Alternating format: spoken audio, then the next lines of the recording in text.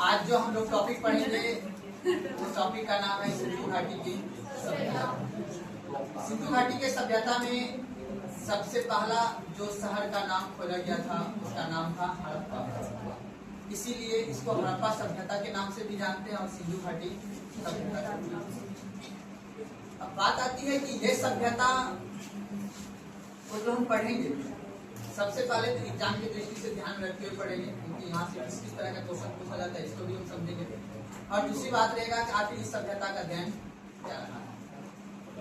अब देखिए समझिएगा, आप लोग को अगर मैं बताऊं तो 1856 ईस्वी में, याद रखिएगा, लाहौर से कराची के बीच जब रेलवे लाइन बनाया जा रहा था, उसी के रेलवे लाइन के बनाने में जो है ईंट का उपयोग किया जा रहा था। खुदाई भी चल रहा था, वहां से ईंट मिला तो उसी ईंट का उपयोग किया जा रहा था रेलवे लाइन को बिछाने के लिए। तो पता चलता है कि ये ईंट जो है कहाँ का है और इसके समकक्ष क्या है। तब जाके कुछ व्यक्तियों ने मिलकर, मैं नाम भी बताऊंगा अभी, कुछ व्यक्तियों के द्वारा, कुछ अंग्रेज अधिकारियों के द्वारा जो है इसका खुदाई करना प्रारंभ किया गया, ठीक है ना। और उसके बाद समय बीतता गया और 1921 ईस्वी में तब जाके पहला शहर का स्थापना मतलब खोजा गया, जिसका नाम क्या पड़ा था। अब देखिए, सबसे पहले जब हम इसका टॉपिक का अध्ययन करेंगे तो इसके अंतर्गत हमें ये जानना पड़ता है कि इसका खोज कहाँ से हुआ था, ठीक है। सबसे पहले 1836 ईस्वी में हुआ था, बताऊंगा अभी।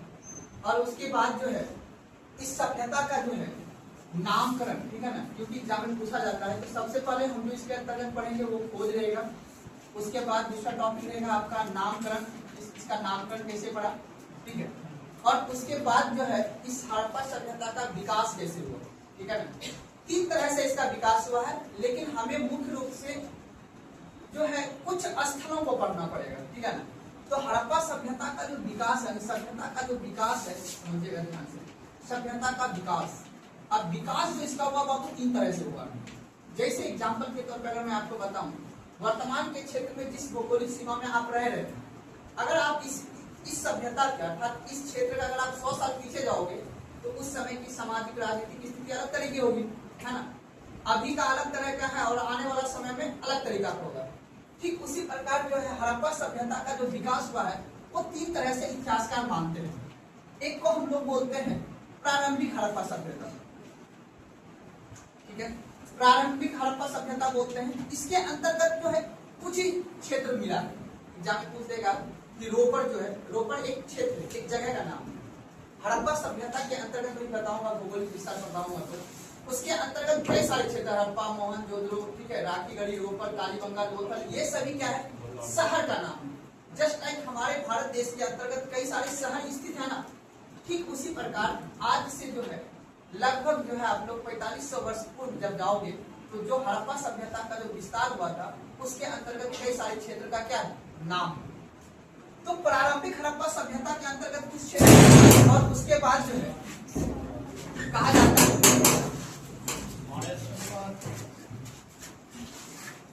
प्रारंभिक हड़प्पा सभ्यता के अंतर्गत कुछ क्षेत्र है और उसके बाद जो याद रखिएगा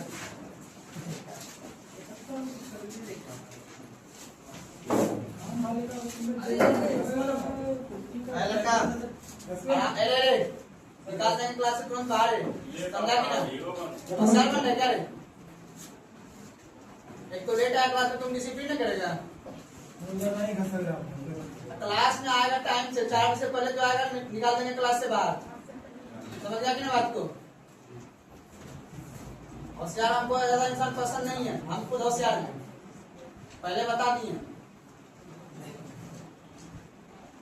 अब देखिएगा, हड़प्पा सभ्यता का विकास के अंतर्गत एक प्रारंभिक हड़प्पा सभ्यता जिसके अंतर्गत जो है 3600 ईसा पूर्व से, जहाँ पूछा भी जाता है 3600 ईसा पूर्व से लेके इसके अंतर्गत जो है मुझे 1900 ईसा पूर्व का हमें जो है शहर देखने को मिलता है, यानी 1900 BC के अंतर्गत देखने को मिलता है। उसके बाद जो है यहाँ पे समझिएगा परिपक्व बोला जाता है या प्राग भी बोला जाता है, ठीक है ना। प्राग हड़प्पा सभ्यता बोला जाता है, जिसके अंतर्गत हड़प्पा, मोहनजोदड़ो, चौहद्रो, लोथल, कालीबंगा का विकास हुआ है, ठीक है ना। कुछ हड़प्पा क्षेत्र इसके अंतर्गत है, कुछ हड़प्पा क्षेत्र इसके अंतर्गत है, और एक क्षेत्र होता है उत्तरवर्ती हड़प्पा क्षेत्र, उत्तरवर्ती हड़प्पा क्षेत्र। हड़प्पा क्षेत्र। तो हड़प्पा सभ्यता का विकास 3 क्रम में हुआ है। मुख्य रूप से मुझे इस क्रम को अध्ययन करना है क्योंकि इसी क्रम के अंतर्गत जो वर्तमान में मेरे जितने भी शहर हैं, ठीक है, लगभग याद रखना है 930 शहर का खुदाई की गई है। 930 शहर हड़प्पा सभ्यता के अंतर्गत प्राप्त हुआ है। लेकिन आपके एग्जाम में पूछा जाता है कि कौन सा शहर सबसे बड़ा रहा है और कौन सा शहर छोटा है और कौन सा शहर किस चीज के लिए प्रसिद्ध है और कौन से शहर से हमें कौन सा साक्ष्य प्राप्त हुआ है, वो भी देखेंगे। उसके बाद जो है जब हम लोग इस टॉपिक को पढ़ लेंगे, ठीक है, उसके बाद जो हम लोग का आएगा वो आएगा सभ्यता के शहर। उसके बाद आ जाएगा बाबू सभ्यता के नगर नियोजन। सभ्यता के नगर नियोजन। नगर नियोजन को तो समझते हैं। अगर आपसे पूछा जाए कि अभी के नगर परिषद और गांव में क्या अंतर है, आपको पता चलेगा कि गांव में नाला वगैरह नहीं होता है। गांव में कच्चे ईंटे अर्थात कच्चे मकान होते हैं ना। लेकिन शहर में जाओगे तो आप पक्के ईंटे के मकान देखोगे, नाले जो देखोगे आप ढके हुए मिलेगा। वहां पे कई सारे क्षेत्र मिलेगा। वहां पे लगभग जो आपको 90 डिग्री रोड मिलेगा। अर्थात कहने का मतलब है रोड का जो संरचना होगा, रोड का संरचना का विकास अत्यधिक रूप में होगा। आखिर नगर नियोजन का जो विकास हुआ है अभी वर्तमान के क्षेत्र में, इसका अतीत क्या रहा है? तो एक नया सिविलाइजेशन जो हड़प्पा सभ्यता का सिविलाइजेशन था, वहां पे नगर यानी सभ्यता का नगर नियोजन कैसा था, अर्थात इस सभ्यता के अंतर्गत सड़क का विकास कैसे हुआ था, नगर का विकास कैसे हुआ था, ठीक है, और इसके यहाँ पे ग्रामीण यानी ग्राम का बसाव कैसे हुआ था, यानी घर का बसाव कैसे हुआ था, ये सभी चीज देख लेंगे हम नगर नियोजन में। और लास्ट में जो कुछ हम लोग देख लेंगे कि इस सभ्यता का राजनीतिक स्थिति क्या था। राजनीतिक समझते हो ना, आखिर इस सभ्यता के अंतर्गत किस तरह का शासन चलता था। कोई इतिहासकार का कहना है कि राजतंत्र, एग्जाम में पूछता है हड़प्पा सभ्यता में किस इतिहासकार ने कहा, डीडी गोस्वामी इतिहासकार है, बताऊंगा अभी। वो उनका कहना है कि हड़प्पा सभ्यता के अंतर्गत राजतंत्र शासन चलता था। किसी इतिहासकार का कहना है कि नहीं, जनतंत्र शासन चलता था। ठीक है, तो राजनीतिक व्यवस्था हम लोग वो देख लेंगे। तो सभ्यता की राजनीतिक स्थिति क्या थी उस समय की। उसके बाद क्या देख लेंगे बाबू, सामाजिक स्थिति को देख लेंगे। और उसके बाद कौन सा स्थिति देख लेंगे बाबू, आर्थिक स्थिति को देख लेंगे। ठीक है, और आर्थिक स्थिति के अंतर्गत यहाँ पे देखेंगे कि हड़प्पा सभ्यता के अंतर्गत किस किस तरह का व्यापार किया जाता था, किस तरह का यहाँ पे कृषि का उत्पादन किया जाता था। एग्जाम में पूछता है निम्नलिखित में से कौन सा कृषि का उत्पादन हमें हड़प्पा सभ्यता से मिलता है और कौन सा नहीं मिलता है। ठीक है ना, जौ की खेती होगा, गेहूं का खेती होगा, चावल का खेती होगा, ठीक है, बाजरा का खेती होगा। इन सभी का खेती हड़प्पा सभ्यता आज से 4500 वर्ष पूर्व होता था। तो अर्थात उस समय के लोग जो है किस तरह की अपनी आर्थिक स्थिति चलाता था। और लास्ट में देख लेंगे धार्मिक स्थिति, अर्थात उस समय का व्यक्ति किस चीज का पूजा पाठ करते थे, किस चीज की धार्मिक परंपरा को अपनाते थे। और लास्ट में देख लेंगे आखिर ऐसा क्या कारण था। ठीक है, तो आर्थिक के बाद हम लोग देख लेंगे धार्मिक स्थिति और लास्ट में देखेंगे इस सभ्यता का पतन होने का क्या कारण। आखिर ये जो इतनी विशाल सी सभ्यता थी, इस सभ्यता का पतन कैसे हुआ। 2000 साल, कितना बाबू, 2000 साल का ये इतिहास है बाबू। लेकिन हमारे इतिहास में अभी तक जितना खुदाई मिला है ना, 1856 से पहले हम लोग वैदिक सभ्यता से इतिहास पढ़ते थे। 1856 से पहले जो विद्यार्थी को पढ़ाया जाता था वो वैदिक सभ्यता से इतिहास पढ़ाया जाता था, आर्य का आगमन से पढ़ाया जाता था। लेकिन जब हड़प्पा सभ्यता नामक सभ्यता का जब खुदाई हुआ तब जाके हमारा देश में अब सिंधु घाटी की सभ्यता अर्थात हड़प्पा सभ्यता से इतिहास पढ़ाया जाता है। तो हमें यह पता चलता है कि भारत का इतिहास पहले 3600 वर्ष पुराना नहीं, 4500 वर्ष पुराना का भी इतिहास रहा है और जिसके अंतर्गत अभी तक में 1000 साल का साक्ष्य हमने प्राप्त कर लिया। कहा जाता है इतिहासकार के द्वारा कि ये जो सभ्यता थी ना पूरी, ये 2000 साल की थी। तो देश क्रमबद्ध तरीका से बढ़ते रहता है। हम लोग जब आजाद हुए 1947 में, उस समय के बाद का इतिहास अलग है। अंग्रेज जब हमने शासन किया उस समय का इतिहास अलग है। जब हम पे दिल्ली सल्तनत रहा उस समय का इतिहास अलग है। तो हम आपको इमेजिनेशन करवाना चाहते हैं कि ये जो सभ्यता रही थी ना, ये सभ्यता की क्या प्रासंगिकता था। इस पे हमें गर्व करने की बात है कि पूरा विश्व में, पूरा विश्व बोल रहा हूँ, चाहे वो मेसोपोटामिया की सभ्यता हो, चाहे वो मिस्र की सभ्यता हो, चाहे वो चीन की सभ्यता हो, चाहे वो जापान की सभ्यता हो, चाहे वो रोम की सभ्यता क्यों नहीं हो, विश्व में सबसे आर्किटेक्ट यानी विकसित सभ्यता के तौर पे माना जाता है। इटली जो आज बसा हुआ है ना, रोम की सभ्यता माना जाता है, जहाँ पे जर्मनी और फ्रांस आज के समय बसा हुआ है। उससे भी हम लोग का जो कहा जाता है सिंधु घाटी की सभ्यता जो थी, उसमें मोहनजोदड़ो जो एक शहर था, और मोहनजोदड़ो में सबसे बृहद एक जगह मिला है, अन्य उसमें मिला है एक अष्टानागार और एक अन्यगार।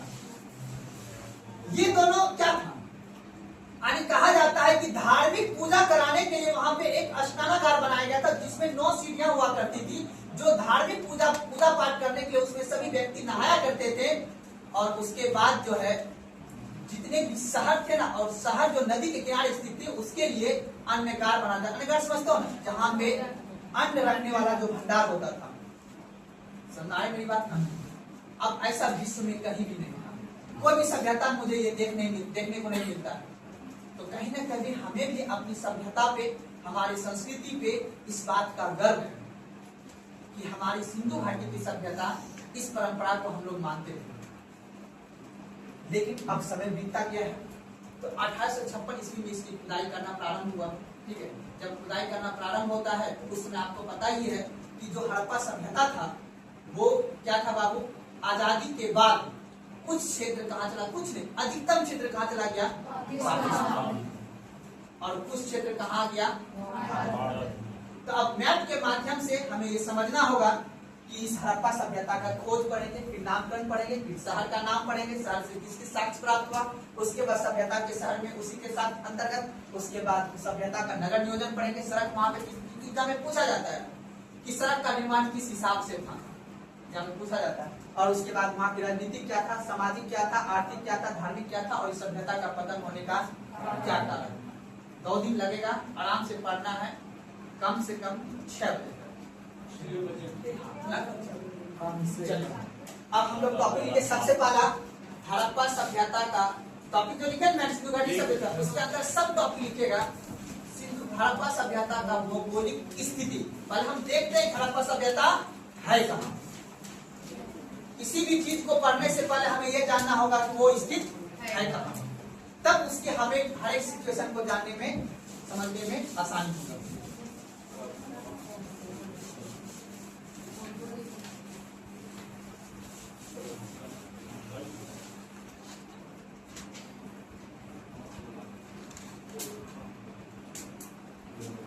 चलिए लिख लिए, अब रुक जाइए आराम से। देखो बाबू, हाँ, सिंधु घाटी सभ्यता का भौगोलिक स्थिति हम शॉर्ट में लिखते हैं, सभ्यता का भौगोलिक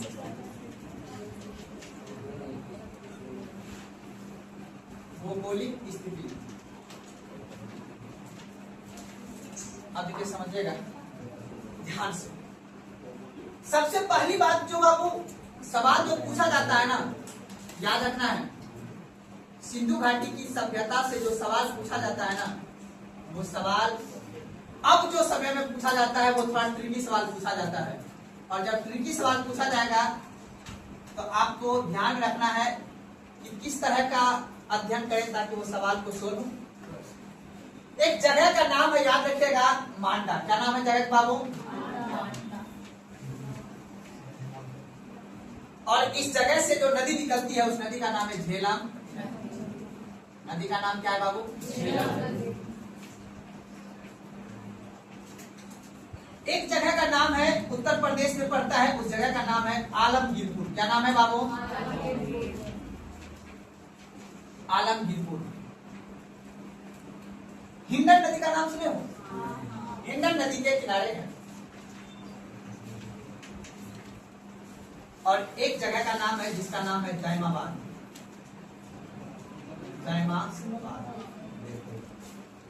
और एक जो जगह का नाम है उसको नाम है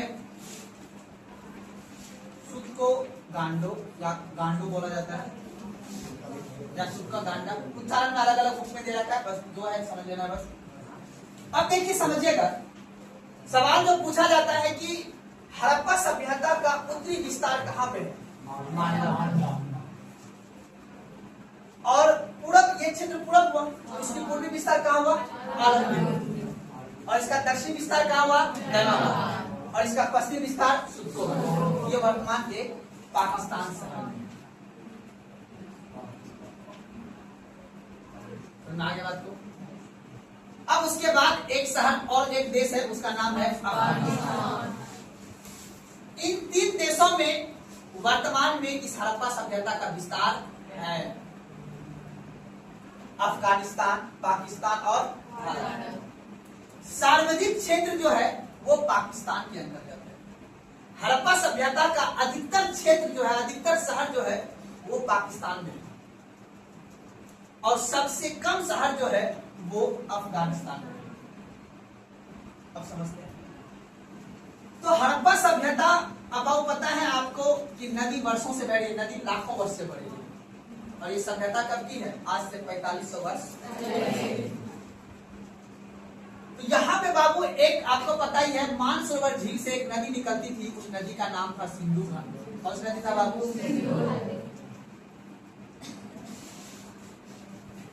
नदी कहाँ चल जाती थी? इधर अरब सागर। अब देखना, यहाँ पे है बाबू कच्छ की खाड़ी। क्या है बाबू यहाँ पे? और यहाँ पे क्या है बाबू? क्वेश्चन पूछता है, लोथल और कालीबांगा का नाम सुने? दोनों कहाँ पे है? गुजरात में है। रोपड़ कहाँ पे है? हरियाणा में कि पंजाब में? राखी गढ़ी हरियाणा में कि पंजाब में? देखो कुछ कुछ पढ़ के आना पड़ेगा बाबू, जब तक पढ़ के ना हो कुछ कुछ तो फिर समझ में नहीं आएगा, लेकिन हम समझाने का प्रयास करें, ध्यान सुनना। अब देखो बाबू, यहाँ पे जब ये नदी बह रही थी ना, तो जितने भी शहर थे ना बाबू, इसी नदी के किनारे स्थित है। अब बताओ ये कौन सी नदी है बाबू? और इसी का एक सहायक नदी है, उस नदी का नाम है रावी। तो सिंधु नदी और रावी। सिंधु नदी के इस पार को बोलते हैं दाया तट, और इस पार को बोलते हैं बायां तट। ठीक उसी प्रकार रावी नदी के इस तट को बोलते हैं दाया तट, और इस तट को बोलते हैं बायां तट। सवाल पूछता है कि मोहनजोदड़ो सिंधु नदी के दायां तट पे है कि बायां तट? पूछता है क्वेश्चन, जो एग्जाम देते हुए उसको पता होगा। उसी तरह ये जो रावी नदी है, रावी नदी के इसी तट पे बाबू, बायां तट पे ही एक शहर है, उसका नाम क्या है बाबू? हड़प्पा। और सिंधु नदी के तट पे ही इस पार में एक शहर है जिसका नाम है मोहनजोदड़ो। अब बताओ, देखने से क्या लग रहा है, पाकिस्तान में कि भारत में? पाकिस्तान में। पाकिस्तान। ये दोनों शहर कहाँ पे है? पाकिस्तान में। कभी कभी एग्जाम में कुछ शहर का नाम देके आपको मिलाने के लिए मैच तक कॉलम करने के लिए देगा, निम्नलिखित में से कौन सा शहर भारत में और कौन सा है पाकिस्तान में? एक प्रकार का सवाल, बच्चा वाला सवाल था, वो 2009 काउंसिल में पूछा जाता था, बोलना नहीं है। अब देखिए दूसरा जो सवाल पूछेगा कि आपको भारत के राज्य का नाम दे देगा और उसको मिलाने के लिए बोल देगा। तीसरा जो सवाल देगा कि कौन सा शहर जो है किस नदी के किनारे स्थित है। तो मैच तक कॉलम करने के लिए ये 3 प्रकार का सवाल पूछा जाता है।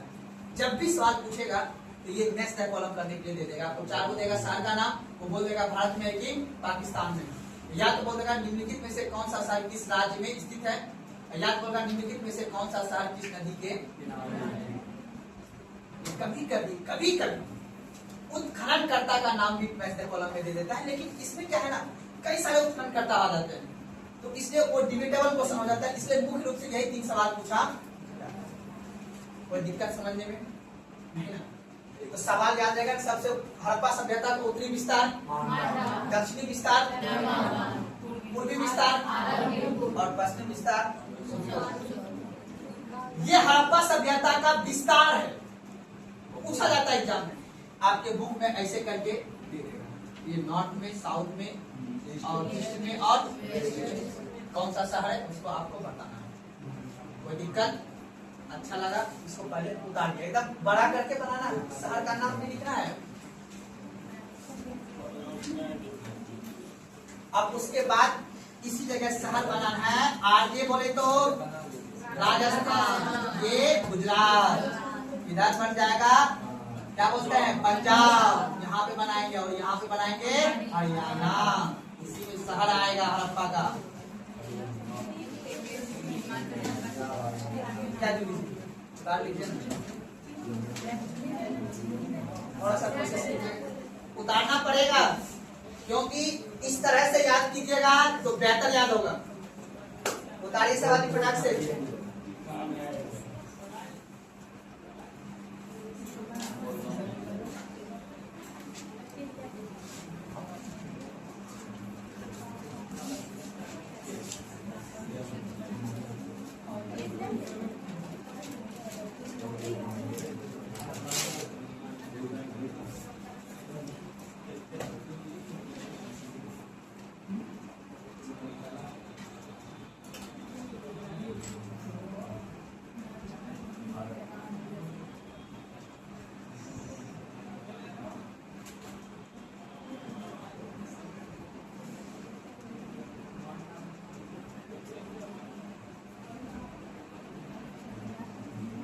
पंजाब है, ठीक है, रोहतक, राखीगढ़ी,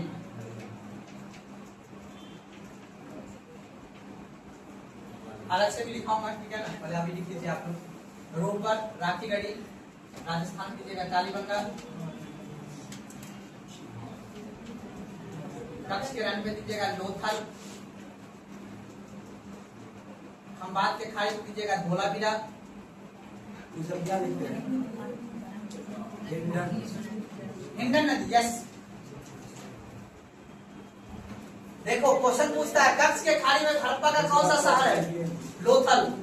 बाकी तो सबको पता है कि गुजरात में है लोथल, लेकिन एग्जाम में क्वेश्चन में वो अलग पूछता है। लोथल, धोलावीरा, उसके नीचे क्या लिखे?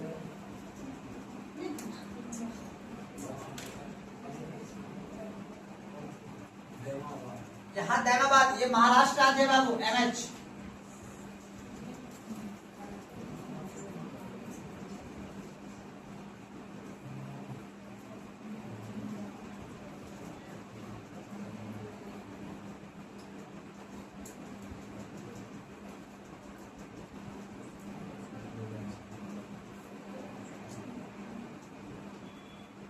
ज्योग्राफी क्लास अटेंड नहीं किए थे आप लोग?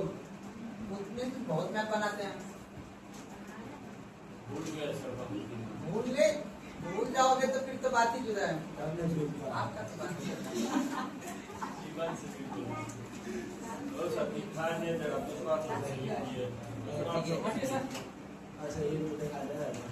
अच्छा ठीक है, आज प्रयास हम बोल देते हैं। ये रोपर लिखे हैं, ये राखीगढ़ी, कालीबंगा, लोथल, धोलावीरा, बस कम ही सब लिखे, ज्यादा लिखे भी नहीं। हड़प्पा लिखे है रावी नदी किनारे।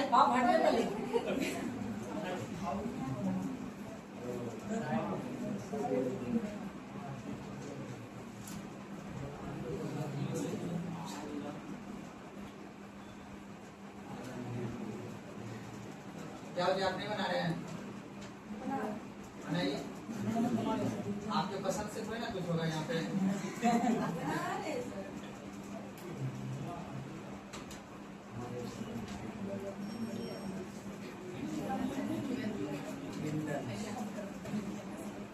नीचे क्या नीचे सर? कहाँ पे? यहाँ आलमगीरपुर, उत्तर प्रदेश में पड़ता है ये जगह।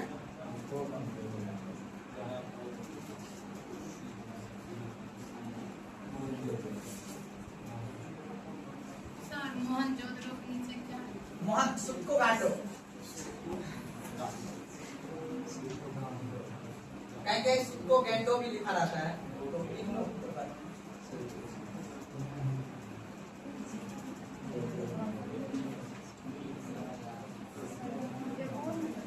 आप इसी के नीचे लिखना है चौधरो, ठीक है ना, पूछता है चौधरो पड़े।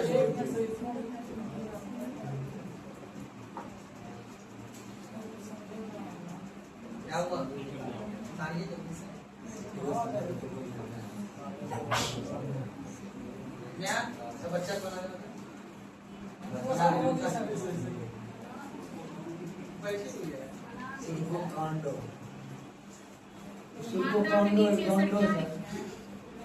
रोपर, राखीगढ़ी। रोपर पंजाब में पड़ता है और राखीगढ़ी हरियाणा में पड़ता है।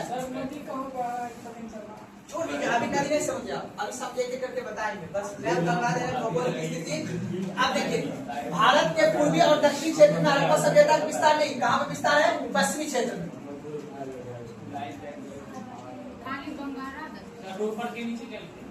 राखीगढ़ी, कालीबंगा, कालीबंगा, कालीबंगा लिखना है। इसके बाद लोथल, उसके बाद धौलावीरा।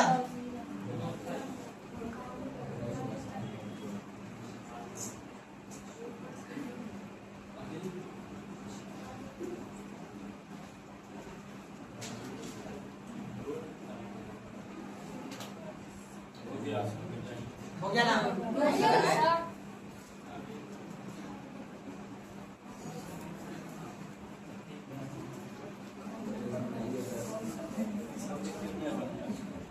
एक साल लिख लीजिएगा, यहाँ पे यही पूछता है एग्जाम में।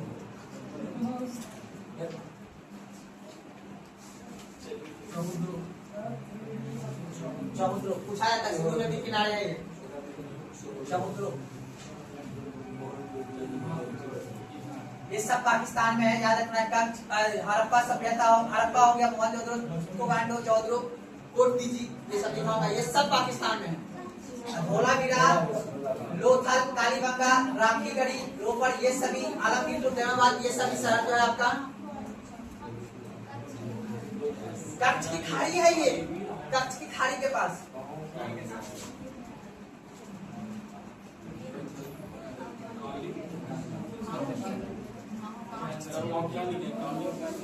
कहाँ पे बाबू? ये लोथल के ऊपर, लोथल के ऊपर कालीबंगा। कालीबंगा राजस्थान में बाबू।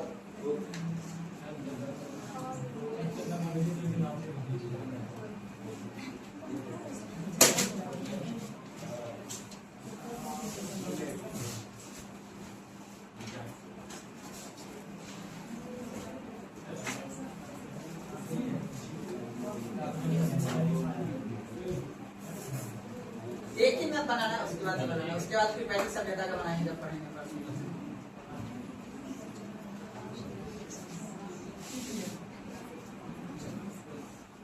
बना लिए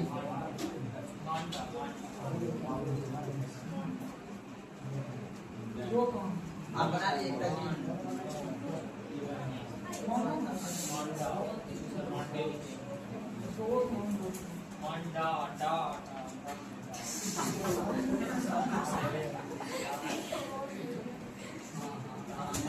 चलिए आगे बढ़े। चलिए अब देखिए, मैप बनाने के पीछे कारण है बाबू। देखो, क्वेश्चन कभी कभी स्टेटमेंट वाइज पूछ देता है कि हड़प्पा सभ्यता का विस्तार भारत में किस क्षेत्र में है। ये कौन सा क्षेत्र दिख रहा है आपको? उत्तर पश्चिम। कौन सा हुआ? उत्तर पश्चिम का क्षेत्र है अधिकतर, क्योंकि सिंधु घाटी यानी सिंधु नदी जो है आपका, वो किस क्षेत्र में है? उत्तर पश्चिम क्षेत्र में। तो इसी सिंधु नदी के किनारे ही जो है बाबू, ये सभी शहर का क्या हुआ? विकास हुआ। आज से 4500 वर्ष, ठीक है ना? याद रख लेना है बाबू, इससे थोड़ा मैप पे समझ लोगे तो ठीक रहेगा आसानी से, ठीक है ना? तो अब देखिए, आप रोपर कहाँ पे है बाबू? पंजाब में। राखीगढ़ी कहाँ पे है? हरियाणा में, ठीक है ना? और उसके बाद कालीबंगा कहाँ पे बाबू? राजस्थान में, ठीक है ना? लोथल और धौलावीरा कहाँ पे है? गुजरात में। याद रखना है बाबू, ये दोनों जो हड़प्पा सभ्यता का यानी सिंधु घाटी सभ्यता का, ये दोनों जो शहर जो है बंदरगाह के लिए क्या था? प्रसिद्ध था। डाक यार्ड के लिए प्रसिद्ध था। मतलब यहाँ पे आके नाव वगैरह लगता था। यहीं से जो है कपास की, जूट नाम सुना हो ना, व्यापार किया जाता है। एग्जाम में क्वेश्चन पूछा जाता है, इसलिए तो इसके दिमाग में बैठा कर लेना है। हड़प्पा सभ्यता, यहाँ पे नगर का परमानेंटता ज्यादा मिलता है। मोहनजोदड़ो शहर में यहाँ पे अन्नगार और स्नानगार, ये दोनों मिलता है कहाँ पे बाबू? मोहनजोदड़ो में, ठीक है ना? ये मुख्य शहर है जहाँ से कि हम लोग का जो है काफी ज्यादा यहाँ पे साक्ष्य प्राप्त हुआ है। आजादी के बाद ये सभी शहर पाकिस्तान में चला गया है और ये सभी शहर कहाँ गया है? भारत में।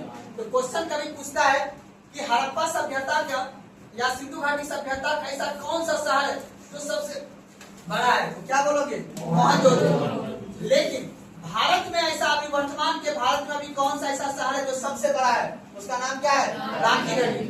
रांची गढ़ी जो है क्षेत्रफल के दृष्टि से हड़प्पा सभ्यता का भारत के अंदर वो सबसे बड़ा शहर है। समझाने बात को ना। अब यहाँ से अनेक अनेक प्रकार का साक्ष्य प्राप्त हुआ है। तो सबसे पहले हम लिख लेते हैं कि किस राइटर ने कौन सी सभ्यता का नाम रखा है, ठीक है ना। जहाँ पूछता है कि सिंधु घाटी सभ्यता का नाम हड़प्पा सभ्यता किसने रखा? तो पहले लिखिए सभ्यता का नामकरण। टॉपिक लिखिए सभ्यता का नामकरण। हमारे जम्मू कश्मीर आदमी पढ़ता है, देखे से लग रहा है वहाँ बहुत पढ़ना चाहिए क्या? चलो सवाल पूछते हैं। देखिए नामकरण एवं खोज।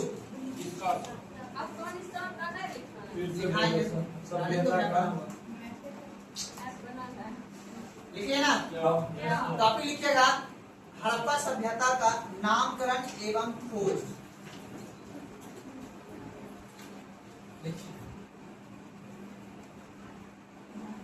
देखिएगा 1826 ईस्वी में 1826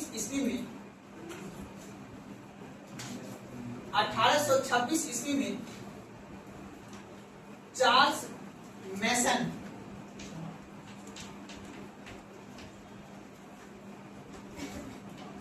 1826 ईस्वी में चार्ल्स मैसन ने सर्वप्रथम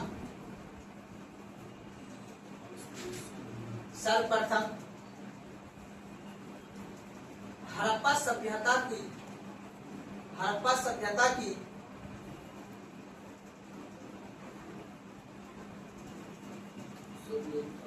सभ्यता की खोज की थी। देखो लिखिए ना, यह एक अंग्रेज अधिकारी था। चार्ल्स मैसन जो है ये एक अंग्रेज अधिकारी था। ये क्या बहुत घुसखोर आदमी था। क्या था ये? इसको ना अंग्रेज अधिकारी ने मारने के लिए चाहा। तो ये भाग गया कहाँ? जंगल में की तरफ भाग गया।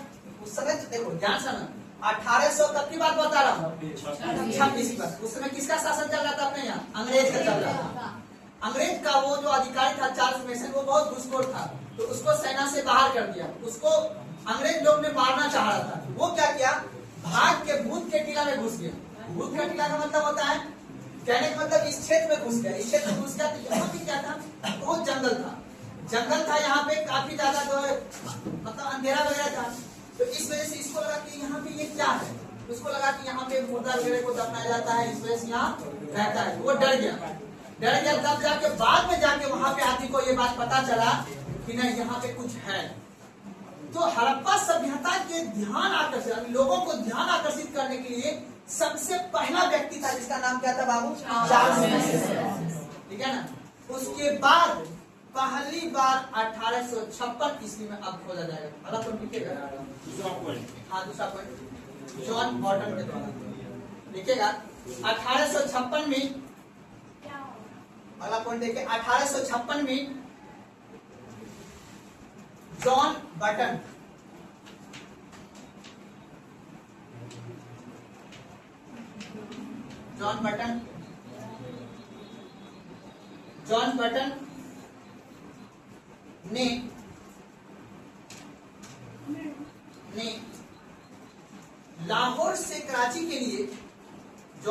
ने लाहौर से कराची के लिए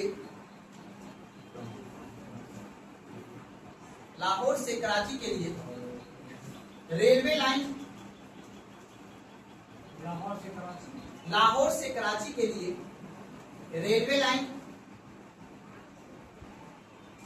बिछाने में हड़प्पा के टीलों से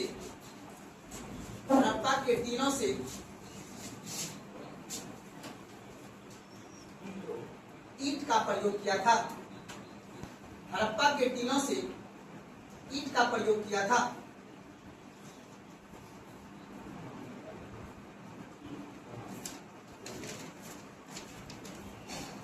तथा तथा अलेक्जेंडर कनिंघम, लिख लीजिएगा, अलेक्जेंडर कनिंघम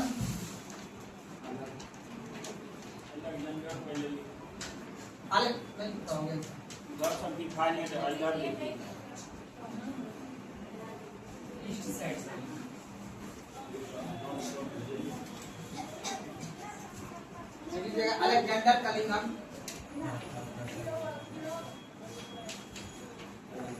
अलेक्जेंडर कनिंघम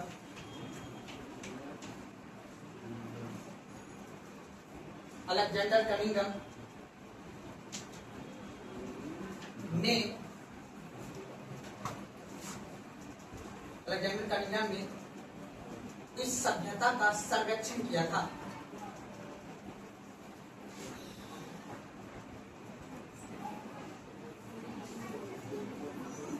इस सभ्यता का सर्वेक्षण किया था।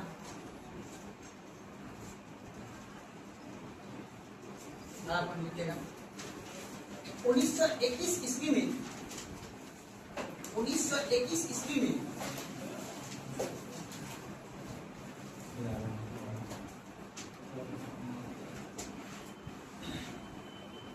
सर जॉन मार्शल के नेतृत्व में 1921 ईस्वी में सर जॉन मार्शल के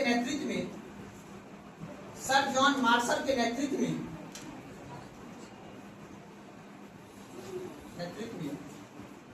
दयाराम साहनी ने सर जॉन मार्शल के नेतृत्व में दयाराम साहनी ने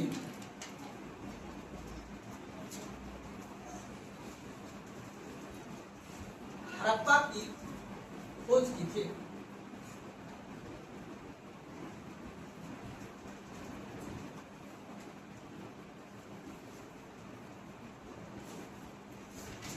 कोई दिक्कत क्या है समझने में? इसमें से मात्र जो है आपको दो व्यक्ति का नाम याद रखना।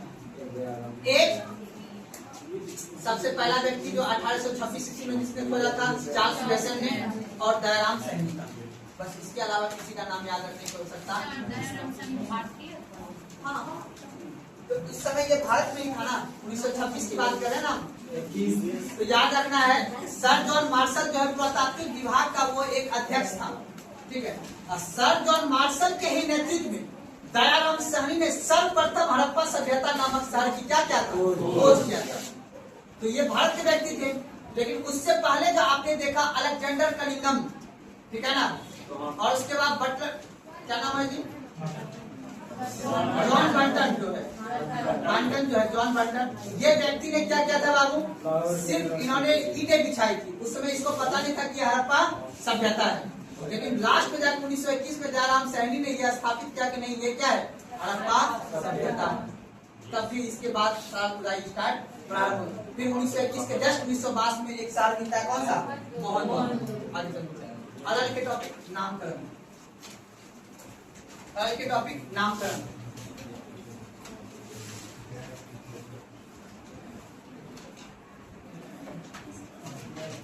इसे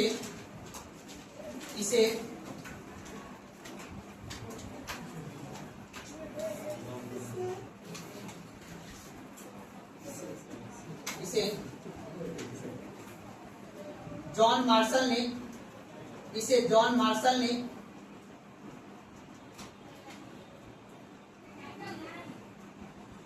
सिंधु सभ्यता कहा था। इसे जॉन मार्शल ने सिंधु सभ्यता कहा था।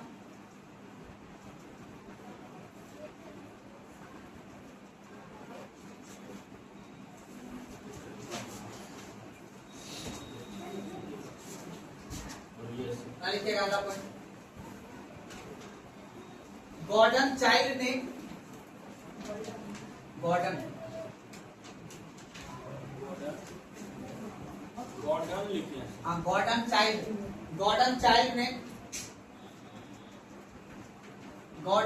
ने सिंधु सभ्यता को, गॉर्डन चाइल्ड ने सिंधु सभ्यता को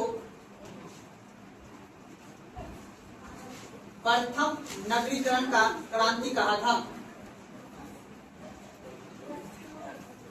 सिंधु सभ्यता को प्रथम नगरीकरण का सभ्यता को प्रथम नगरीकरण का क्रांति कहा था?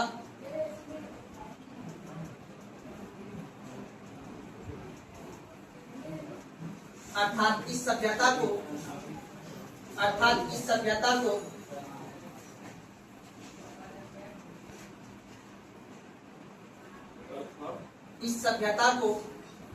सिंधु सभ्यता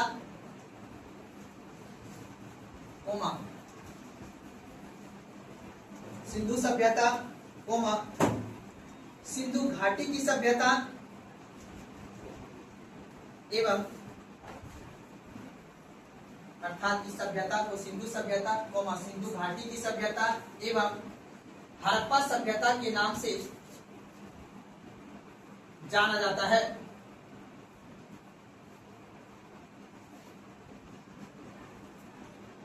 किंतु तकनीकी रूप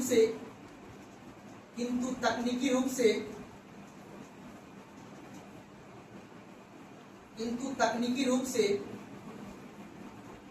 हड़प्पा संस्कृति के नाम से जाना जाता है। किंतु तकनीकी रूप से संस्कृति के नाम से जाना जाता है। किंतु तकनीकी रूप से हड़प्पा संस्कृति के नाम से जाना जाता है।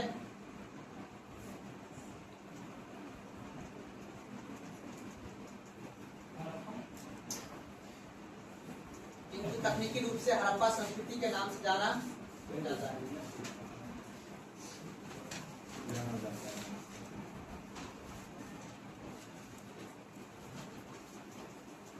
ठीक है ना? अगला पॉइंट लिखते, सभ्यता का तिथि निर्धारण। हाँ, सभ्यता का तिथि निर्धारण या काल निर्धारण एक ही बात। तिथि समझते हो ना? हड़प्पा सभ्यता का तिथि निर्धारण कब से कब तक है? 1750। अब ये नहीं पूछता है। अब देखा ऑप्शन का नाम किसने कहा है, किस राइटर ने अर्थात किस इतिहासकार ने ये डेटलाइन दिया है। ठीक है ना? तो हड़प्पा सभ्यता का जो काल निर्धारण किया गया अर्थात तिथि का निर्धारण किया गया है, कई इतिहासकार ने कई तरह का उसका तिथि निर्धारण किया गया है। कैसे किया जाता है तिथि निर्धारण? लिखाऊंगा नहीं, बस समझा देता हूँ। एक कार्बन डेटिंग का नाम सुने हो? कार्बन डेटिंग क्या होता है? C40 जिसको हम लोग बोलते हैं। इस समय के जो भी मान लो कि वस्तु का मिला अर्थात जो भी यहाँ पे साक्ष्य मिला, वह साक्ष्य कब बना है ना, अर्थात उस जैसे मान लो यहाँ पर इस समय का ईंट मिला, हड़प्पा सभ्यता से क्या मिला जी? ईंट। ईंट जो जिस मटेरियल से बना होगा उसके अंतर्गत कुछ ना कुछ तो प्रोडक्ट मिला होगा। उस प्रोडक्ट ने कब बना है, उस प्रोडक्ट से ये पता चल जाएगा कि ये कितना सभ्यता पुराना है। सुनाई बात को ना? इसी यानी कार्बन के आधार पे, कार्बन C14 के आधार पे जो है यहाँ का पता किया जाता है कि हाँ बाबू ये कितना पुराना है। जस्ट लाइक जैसे डॉक्टर कैसे बता देता है कि ये दवा कितना एक्सपायरी डेट है, इंजीनियर कैसे बता है कि ये पुल इतना दिन चलेगा, कैसे इंजीनियर बता देता है कि ये पुल 20 साल चलेगा, 50 साल चलेगा, 100 साल चलेगा। उसमें जो मिले हुए मटेरियल है अर्थात कोई पुल बना हुआ है, कोई रोड बना हुआ है, सीमेंट बालू लगा है उसमें, तो सीमेंट बालू में भी तो कोई कंपोजिशन मटेरियल लगा हुआ है ना। जैसे सीमेंट बनने के लिए जिप्सम लगता है, चूना पत्थर लगता है, तो वो चूना पत्थर और जिप्सम का कितना दिन तक उसका वैलिडिटी है ना, उसी के आधार पर इंजीनियर बता देता है कि ये घर कितना दिन चलेगा, ये पुल इतना दिन चलेगा, ये रोड इतना दिन चलेगा। ठीक उसी प्रकार डॉक्टर जब एक्सपायरी डेट दवा का लिखता है तो वो दवा में मिले हुए जो कंपोजिशन होता है उसी के आधार पे वो बता देता है कितना दिन दवाई चलेगा।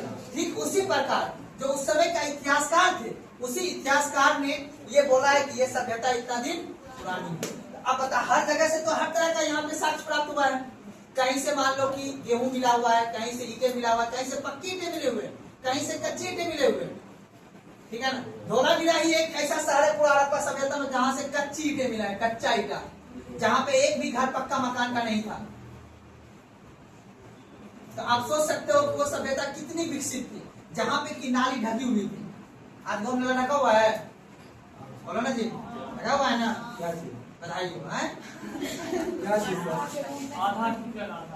मतलब आज भी तो ऐसा कोई गांव होगा जहाँ पे नाला नहीं होगा ना, है ना जी? तो नहीं था ना, कुछ दिन पहले। अभी सुनिए, तो अभी हम लोग हड़प्पा सभ्यता की तरह भी जीवन नहीं जी रहे।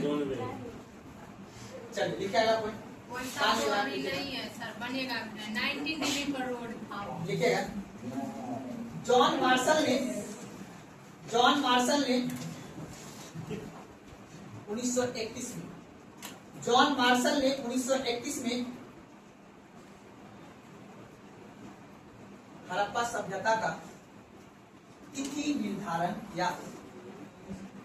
जॉन मार्शल ने 1931 ईस्वी में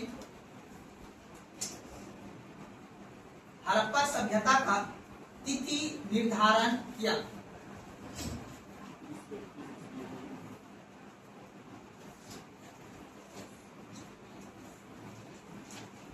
कोई दिक्कत समझने में?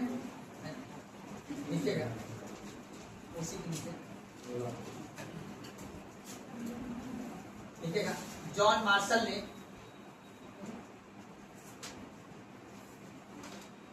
3250 ईसा पूर्व से लेकर 3250 ईसा पूर्व से लेकर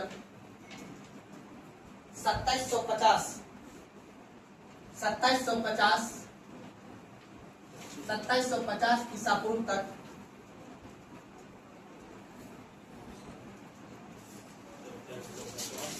पूर्व तक ऐसे नीचे दूसरा पढ़ लीजिएगा। रोमिला थापर ने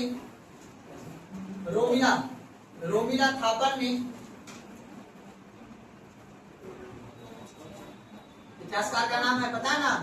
रोमिला थापर ने 2300 ईसा पूर्व से 1750 ईसा पूर्व तक 2300 ईसा पूर्व से 1750 ईसा पूर्व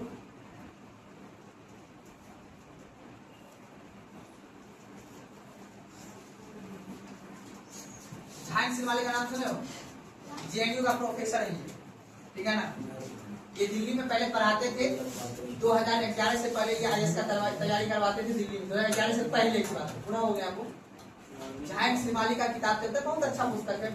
प्राचीन शास्त्री जेएनयू का प्रोफेसर है, उन्होंने भी कुछ बात बोले, उसका भी लिखिएगा। झाइन सिरमाली,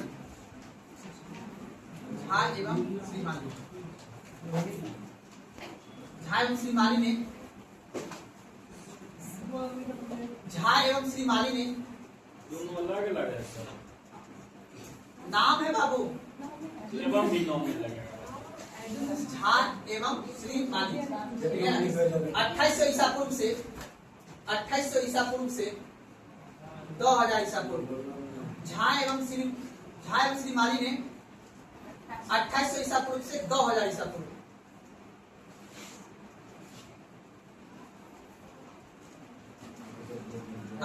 एनसीईआरटी ने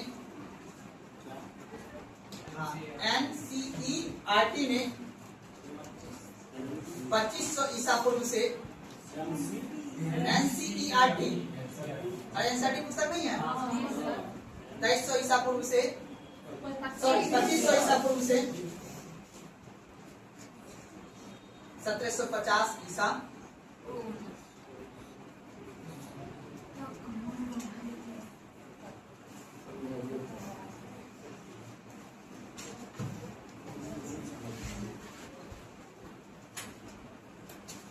दिक्कत समझने में है ना?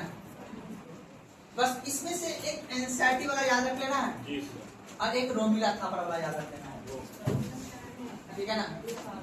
एग्जाम में पूछता है कि रोमिला थापर के अनुसार हड़प्पा सभ्यता का काल निर्धारण कब से कब तक है? ठीक है ना? चलिए अगला पॉइंट लिखिएगा, टॉपिक लिखिएगा अगला। हड़प्पा सभ्यता के एक महत्वपूर्ण शहर या प्रमुख शहर। हड़प्पा सभ्यता के प्रमुख शहर। हड़प्पा सभ्यता के प्रमुख शहर।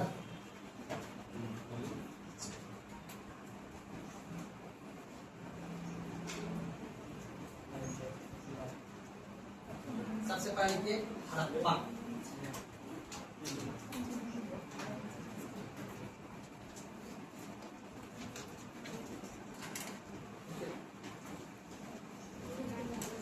अब बता, हड़प्पा भारत में कि पाकिस्तान में?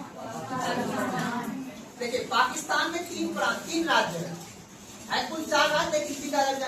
एक है पंजाब का क्षेत्र, एक है बलूचिस्तान का क्षेत्र और एक है सिंध का क्षेत्र। हड़प्पा में सॉरी पाकिस्तान के अंतर्गत 3 क्षेत्र, सिंध क्षेत्र, बलूचिस्तान और कौन सा क्षेत्र? पंजाब का क्षेत्र। आपको आजादी के समय के बाद पता ही होगा पूरा पंजाब कहाँ चला गया? पाकिस्तान। दूसरा पंजाब अपने यहाँ बचा, ठीक है ना, छोटा सा। वो भी ड्रग्स के लेके अभी बहुत बवाल मचाए रखा है वो लोग, ठीक है ना, फिर वो अलग बात है। तो याद रखिएगा। अब याद रखिए क्वेश्चन पूछता है हड़प्पा जो है पाकिस्तान के पंजाब प्रांत में, कहाँ पे है? जबकि मोहनजोदड़ो जो है ये सिंध प्रांत में। एग्जाम में पूछता है तो लिखिएगा हड़प्पा लिखिएगा, ये पाकिस्तान के, यह पाकिस्तान के क्वार्टर को पाक लीजिए, ये पाकिस्तान के, ये लिखिएगा समझ में आएगा। यह पाकिस्तान के पंजाब प्रांत के, ये पाकिस्तान के पंजाब प्रांत के साहिवाल, साहिवाल, साहिवाल जिला में, साहिवाल जिला में, साहिवाल जिला में रावी नदी के बाएं तट पर,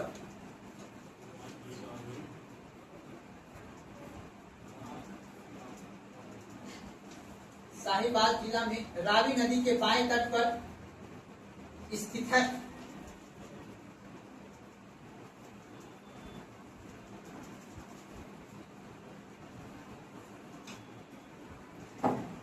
कोई दिक्कत? अब रो से रावी, रो से अपन रो लगा है ना, रो, अरे हम पर रो लगाए जी, जिसको याद नहीं उसके लिए बता रहा हूँ, ठीक है ना। रो से रावी, हर हर महादेव, है ना, याद रखना। तो रो से रावी नदी किनारे का क्या है बाबू? हड़प्पा। देखो ये पहले पूछता था, अब ये पढ़ने अगर इतना भी याद नहीं है तो तब तो बात नहीं, अब ये पूछेगा ही नहीं सवाल, ठीक है ना। ये बहुत पुराना सवाल हो गया, पूछ के आदमी अधिकारी बन चुका है, ठीक है। ये है बेसिक जानकारी बस होना चाहिए, बस बाएं दाएं पे पता होना चाहिए, ठीक है ना। अब आप लिखिए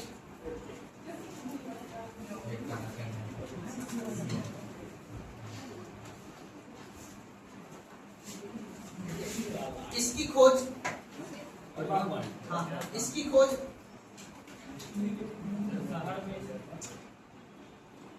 1826 में,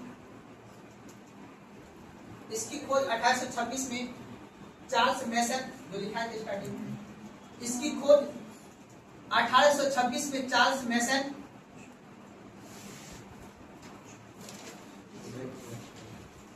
एवं 1921 में दयाराम साहनी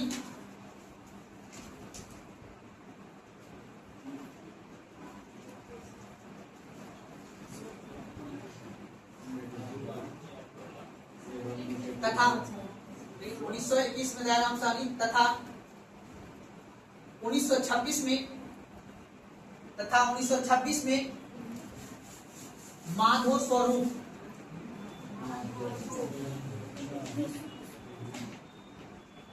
माधव स्वरूप वत्स, माधव स्वरूप वत्स ने किया था।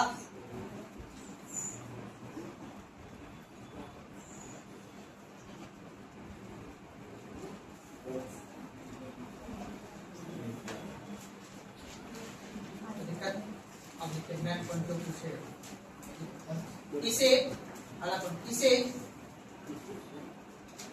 अर्ध औद्योगिक नगर कहा जाता है, इसे अर्ध औद्योगिक नगर कहा जाता है, इसे अर्ध औद्योगिक नगर कहा जाता है।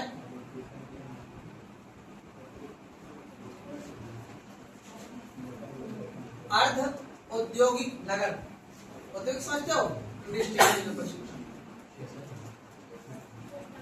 लिखेगा देखिएगा,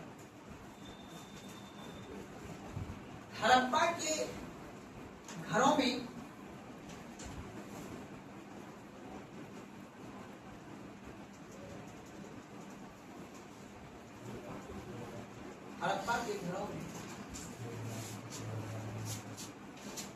कब्रिस्तान कब्रिस्तान कब्रिस्तान हड़प्पा के घरों में कब्रिस्तान हुआ करता था,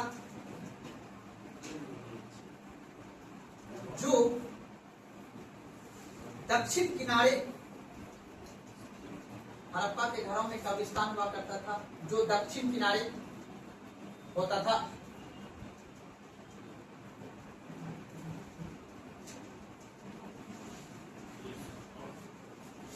घर के दक्षिण किनारे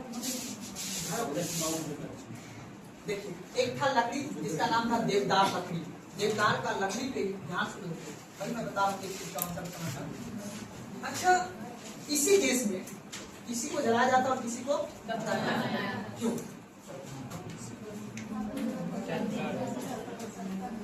क्या बोल? जहाँ पे जिस तरह की भौगोलिक सिचुएशन थी वहां पे उस धर्म ने उस तरह का कल्चर को या अपनाया।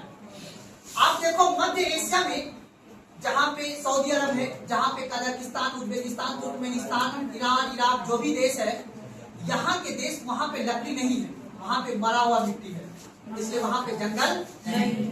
अब जब लकड़ी नहीं है तो वहाँ का जब आदमी मरेगा तो उसको क्या किया जाएगा? जलाया तो जाएगा नहीं, लकड़ी रहेगा तभी जलाया जाएगा। इसीलिए इस्लाम धर्म ने अपने संस्कृति में उन्होंने क्या अपनाया? दफनाना। इसलिए वहाँ के आदमी ने धूप, वहाँ पे मरा हुआ मिट्टी है अर्थात डेड मिट्टी है, इसलिए वहाँ का आदमी बुर्खा पहनता है, मेल हो या फीमेल। दोनों सऊदी अरब का आदमी क्या पहनता है? बुर्खा पहनता है। अब नहीं देखे एक वगैरह जो होता है। अब याद रखना, वही व्यक्ति 612 ईस्वी में, कब बाबू? 612 ईस्वी में सऊदी अरब के मक्का मदीना में एक धर्म का उत्पत्ति हुआ जिसे हम बोलते हैं इस्लाम धर्म। 612 ईस्वी में आया, उसके 100 साल के बाद एक व्यक्ति अपने देश में आक्रमण किया जिसका नाम था अरब आक्रमण मोहम्मद बिन कासिम। मोहम्मद बिन कासिम जब भारत में आक्रमण करता है तो आक्रमण करने के बाद यहाँ के राजा को गुलाम बनाता है और गुलाम बनाने के बाद उसको 2 मौका देता है। बोलता है या तो तुम जजिया टैक्स दो, नहीं तो इस्लाम धर्म को क्या करो। अब जो टैक्स देने में सामर्थ्य था तो वो व्यक्ति टैक्स दे देता था मोहम्मद बिन कासिम को, जो देने में सामर्थ्य नहीं था वो इस्लाम धर्म को क्या कर लेता था। और इसीलिए अपने देश में, अब बताओ, अपने से 5000 किलोमीटर दूर इस्लाम धर्म का उत्पत्ति हुआ और अपने देश में मुस्लिम कहाँ से आया? कन्वर्टेड मुसलमान। 712 ईस्वी में, अभी क्या कहते हैं 2026, आज से लगभग 1311 1300 ईसा पूर्व, 1200 ईसा पूर्व, यानी 1200 वर्ष पूर्व पहले जो है अपने देश में मुसलमान आया। उसके बाद 700 से लेके आप जान लो 1700, 1000 साल तक मुसलमान ने अपने देश में क्या किया है? शासन किया। अरब आक्रमण कर आएगा, तुर्की आएगा, फिर गजनी आएगा, फिर समझो मुगल आएगा। तो इस तरह से अपने देश में तब जाके इतना मुस्लिम अपने देश में है। और भले अपने देश में लकड़ी है लेकिन उन्होंने उस धर्म के अनुसार ही यहाँ पे कल्चर फॉलो किया। अब देखो, जो आप देखो ईद वगैरह मनाने की परंपरा है ना जी, पानी कम मात्रा में मिलता था कहाँ पे? जिस क्षेत्र में मिला था ये अरब, जिस क्षेत्र में इस्लाम है, तो पानी बच सके, ठीक है ना, इसीलिए रखा गया उपवास। क्या रखा गया? उपवास। रोजा का नाम सुने, हम लोग रोजा मनाते हैं इसी परंपरा। समय बीतता जाता है समझ लेना। बस हमें आपको ये बताना है कि कोई भी संस्कृति यानी कोई भी धर्म अगर अपने संस्कृति को अडॉप्ट करता है तो उसके पीछे होता है भौगोलिक सिचुएशन, भौगोलिक कारण। अब मैं आपको समझाने जा रहा हूँ, हड़प्पा सभ्यता में, अब देखना, मोहनजोदड़ो और हड़प्पा सभ्यता दोनों है। मोहनजोदड़ो में दफनाया जाता था और हड़प्पा सभ्यता में दफनाया जाता था और मोहनजोदड़ो में सबको जलाया जाता था। क्योंकि मोहनजोदड़ो ये भी नदी किनारे है और ये भी नदी किनारे है, और नदी किनारे अगर स्थित रहेगा तो वहाँ पे जंगल होगा, और जब जंगल होगा तो ऑब्वियसली बात है वहाँ पे व्यक्ति को क्या किया जाएगा। अब ठीक उसी प्रकार अब देखो ना, यूरोप में कौन सा धर्म के व्यक्ति है? क्रिश्चियन धर्म। कौन सा धर्म? क्रिश्चियन धर्म, है ना जी। अब तो यूरोप में जंगल है,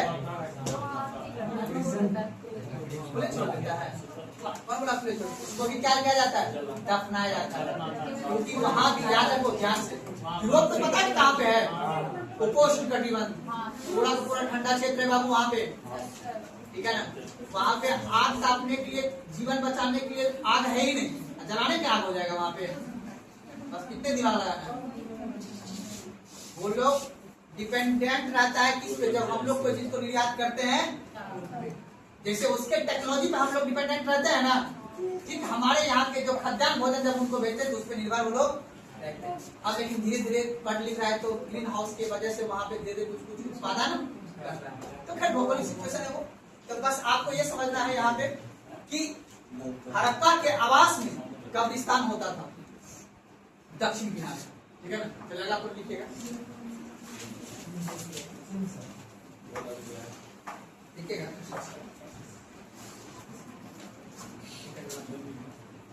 हड़प्पा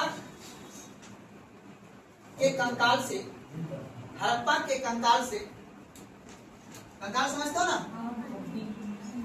हड़प्पा के कंकाल से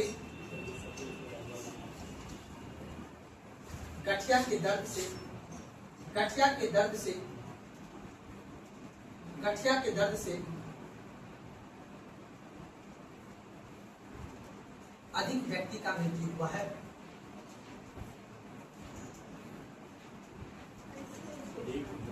हड़प्पा के कंकाल से, गठिया के दर्द से, ठीक है ना, अधिक व्यक्ति का मृत्यु।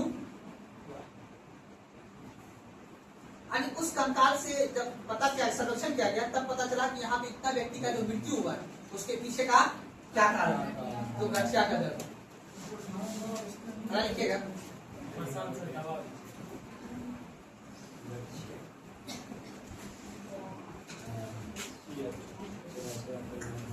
इस लिखेगा हड़प्पा शहर से, हड़प्पा शहर से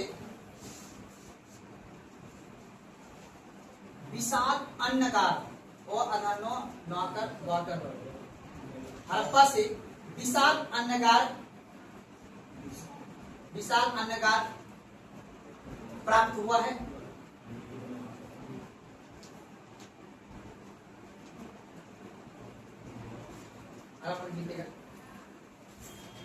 हड़प्पा के सभी घरों में शौचालय का अवशेष मिले हैं।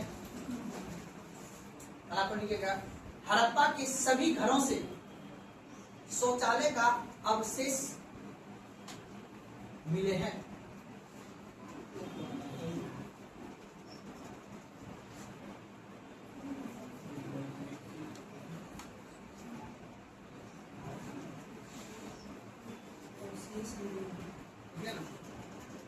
अल्लाह पर लिखिएगा,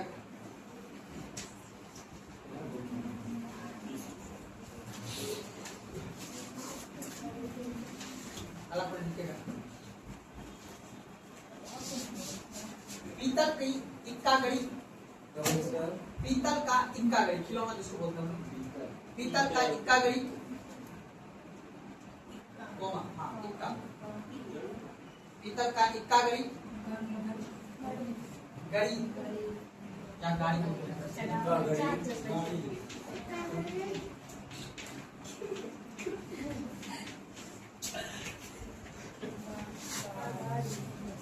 पीतल का इक्का गड़ी पूछा जाता है। बैलगाड़ी का गाड़ी का साक्ष्य कहाँ से मिला है? पीतल का इक्का गड़ी का साक्ष्य कहाँ से मिला है? ठीक है, अगला पॉइंट उसी में मोमा लगा के गेहूं, गेहूं, गेहूं, मोमा, जौ,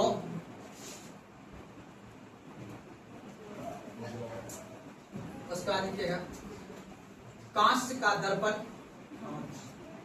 कांच, कांच किसको बोलते हैं? कांच का दर्पण, ठीक है।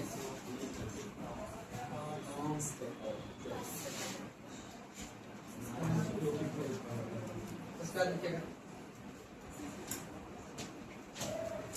शंख का बना बैल, शंख शंख शंख का बना बैल,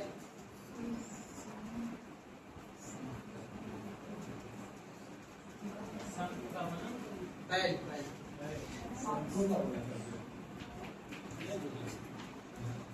इन सभी का साक्ष्य प्राप्त हुआ है, इन सभी का साक्ष्य प्राप्त हुआ है। नोट लगाइएगा।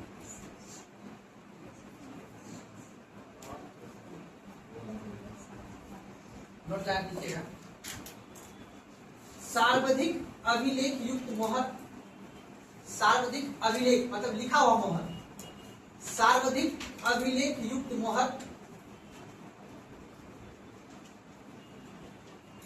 सार्वधिक अभिलेख युक्त मोहर हड़प्पा से प्राप्त हुआ है।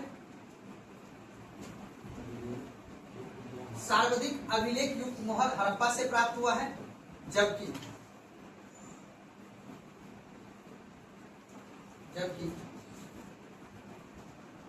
अधिक मोहर, जबकि अधिक मोहर मोहनजोदड़ो से प्राप्त हुआ है।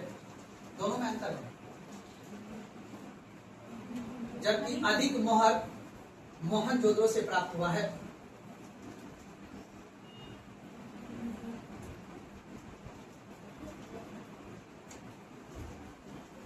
अब देखिए, मुख्य रूप से देखिए आपको याद रख लेना है एक चीज जो मैं अभी नहीं बताया, ध्यान सुनना।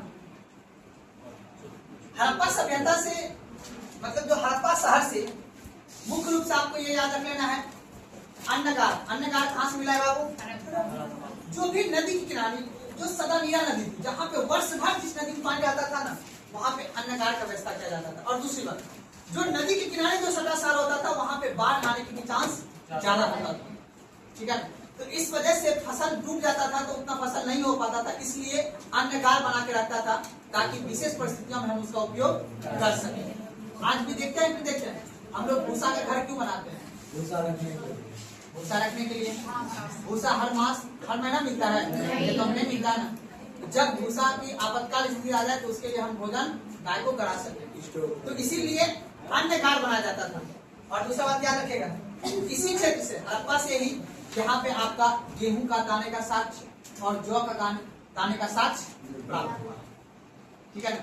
अब देखो, इसलिए क्या रहता है इन क्षेत्र में, पंजाब के क्षेत्र में गेहूं की खेती ज्यादा होता है, पहले से होता था, आज भी, क्योंकि यहाँ पे जिस तरह का यहाँ पे वातावरण है ना, ये गेहूं के लिए क्या है, लाभप्रद है। क्योंकि इसी क्षेत्र में आप भौगोलिक दृष्टि समझिएगा, ये कौन सा क्षेत्र है?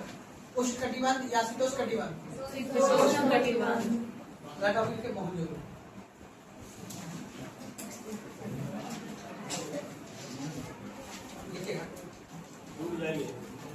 मोहनजोदड़ो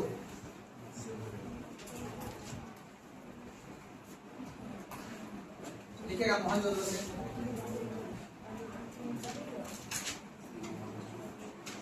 लिखेगा, मोहनजोदड़ो। इसे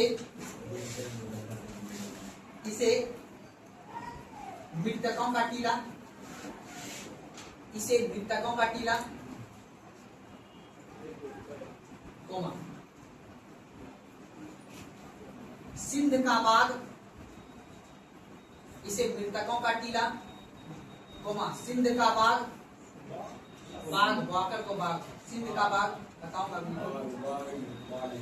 उसका लिखेगा सिंध का बाग, रेगिस्तान का बगीचा, सिंध का बाग, रेगिस्तान का बगीचा एवं स्तूपों का शहर।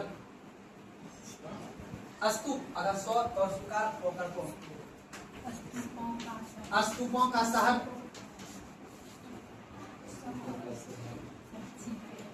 इन सभी नाम से जाना जाता है। एग्जाम में पूछा जाता है बाबू, तो मैं वही बात दिखा रहा हूँ जो पूछेगा।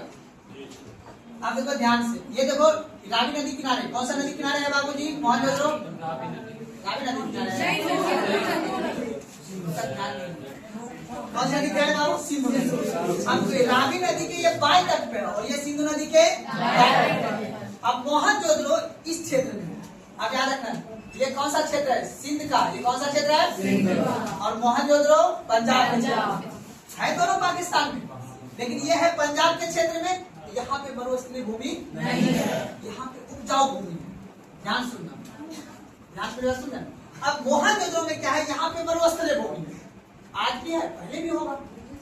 तो अब इस क्षेत्र में, अब ध्यान सुनना, इस क्षेत्र में मोहनजोदड़ो के क्षेत्र में क्या था कि यहाँ से मुख्य रूप से आपको जो नाम दिया गया रेगिस्तान का बगीचा। आज के समय क्या क्या ये लोग जो मोहनजोदड़ो में, जो पाकिस्तान लोग, यहाँ पे टूरिज्म बहुत बड़ा बना दिया है, बहुत। जैसे अपने ताजमहल देखने आदमी आता है ना, उससे कई गुना ज्यादा टूरिज्म मोहनजोदड़ो आदमी देखने आता है।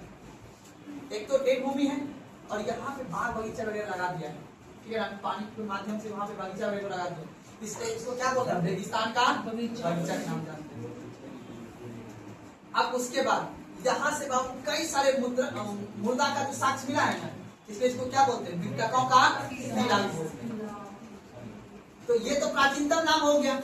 मोहनजोदड़ो का कितने नाम हो गया, एक मृतकों का टीला, दूसरा बात क्या है, सिंध के बाग यानी बाग बगीचा, और उसके बाद रेगिस्तान का बगीचा। इन तीन नाम से किसको जानते हैं हम लोग, स्तूपों का सार लिखिएगा। यह लिखिएगा, यह है, हाँ मोहनजोदड़ो में यह है, यह लड़कना जिला में, लड़कना, यह लड़कना जिला में, यह लड़कना जिला में सिंधु नदी के, यह लड़कना जिला में सिंधु नदी के दाहिने तट पर स्थित है। यह लड़कना जिला में सिंधु नदी के दाहिने तट पर स्थित है,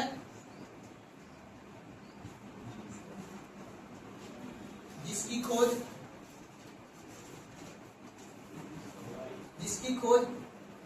राखल दास बनर्जी, जिसकी खोज राखल दास बनर्जी, राखल दास बनर्जी।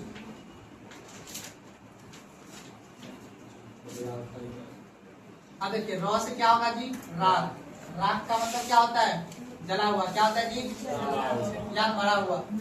याद रखना, देखो कुछ बड़ी बात है नहीं, ये यूट्यूब पे पढ़ाने वाला आदमी टीचर का होता है ऐसा। अब देखो रॉ से राख, राख का टीला किसको बोलते हैं, मोहनजोदड़ो, ठीक है ना। अब देखो दो से दाया, दो से क्या होगा दाया, सौ से क्या होगा सिंधु, होगा ना। ऐसा यूट्यूब वाला बोला, हमने बोल रहे, ठीक है। हमें भी मास्टर पढ़ाया था, तो हम इसको बता रहे।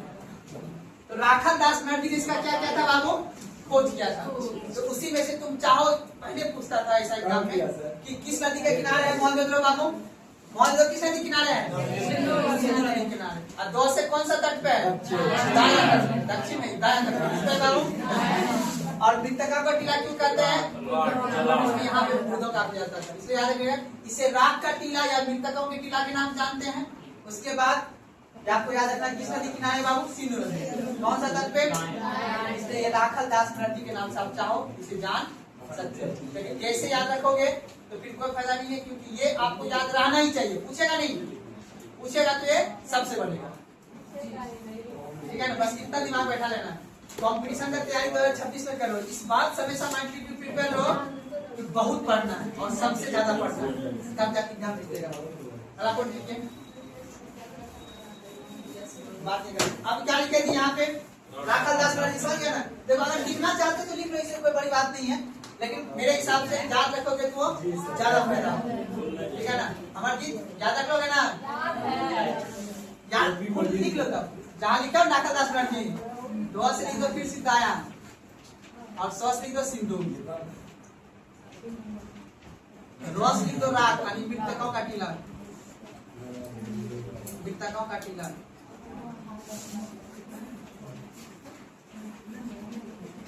तुमने लिखना, तुमको याद रहेगा।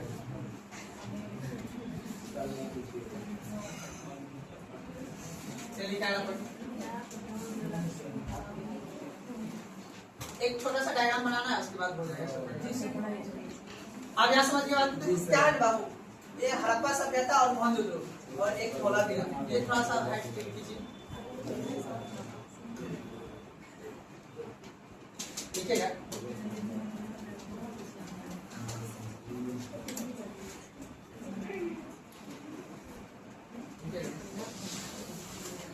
ऑप्शन मिलेगा आरटी बनर्जी, तो मार दोगे ना? आरटी समझ जाओ ना? राखल दास, ये भी पूछ देता है एग्जाम में, हम क्वेश्चन पेपर साथ में लेके चलते हैं। अब ज्यादातर आपको लिखे निम्नलिखित में से कौन सा शहर आरटी बनर्जी ने उत्खनन किया था? कौन रहेगा? मोहनजोदड़ो। आरटी बनर्जी, राखल दास बनर्जी। और राखल दास बनर्जी सबसे इंपॉर्टेंट बात कहा था कि इस मोहनजोदड़ो का 7 बार विनाश हुआ है, ठीक है ना? यानी 7 क्रम में इसका विकास हुआ है। 1922 में राखल दास बनर्जी का विनाश और विकास दोनों हुआ है। मतलब कि बाढ़ के आने से वजह से ये उड़ भी जाता था, फिर अपने आप को ये विकास नहीं कर, जैसे आज के समय जापान। आज जापान में बाबू हमेशा भूकंप आता है और हमेशा वो चक्रवात के डर से रहता है, क्योंकि वो समुद्र के चारों ओर है। उसके चारों, पता है उसके चारों ओर समुद्र है। तो अब बता, हमारा भी तो एक ऐसा शहर है, कौन सा? मोहनजोदड़ो, जो हर बार डूब जाता था बाढ़ में, फिर अपने आप को विकास कर लेता था। तो राखल दास आरटी बनर्जी का कहना है कि ये जो शहर है मोहनजोदड़ो, ये 7 क्रम का, 7 क्रम का ये शहर है। सुना बात को ना, लिख के आगे पढ़ लिखेगा। यह शहर बाढ़ के कारण से, यह शहर बाढ़ के कारण से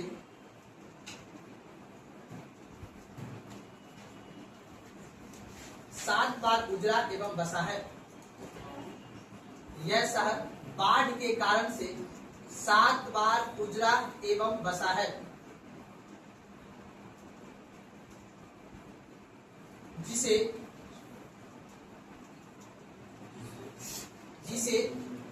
7 क्रमिक स्तर कहते हैं। जिसे 7 क्रमिक स्तर कहते हैं। जिसे 7 क्रमिक स्तर कहते हैं।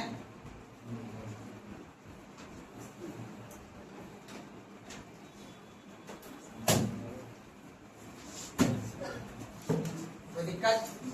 अब इस शहर की 2 खूबसूरती, एक स्नानागार, एक अन्नगार। तो अब इस शहर में क्या खूबसूरती है बाबू? ये जो मोहनजोदड़ो है, इसके अंतर्गत बाबू जो देवी देवताओं, आज देखते हो ना, बोलता ना पूजा करने जाए दुर्गा माँ, गंगा नदी से नहा के आओ, बोलता है ना जी।